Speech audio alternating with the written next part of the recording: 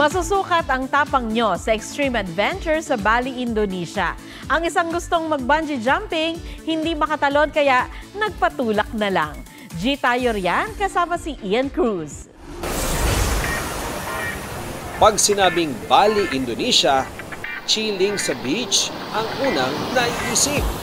Pero swak din pala ito para sa adrenaline junkies. Ang OFW na si PJ Pillonar nag-bungee jumping sa Nusa Penida Island. Ready? No. Push. Natakot nga raw siya noong umpisa dahil ang kanyang tatalunin, mahigit 400 feet lang naman ang taas. Sabi ko, kuya, pag hindi ko kaya, itulak mo na lang ako. At tinulak nga siya ni kuya. Pero di bali nang nalulula habang nahuhulog. Na-release yung stress mo, parang yung feeling of freedom nung na talagang tumalon ka at the same time, nakakaibang experience. Pagkatapos ng adrenaline rush, mag-cool down sa Kelingking Beach. Mag-chillax sa malambot na buhangin habang tila hinehele ng haplos ng alon. Baka may masilayan ka pang sea creatures.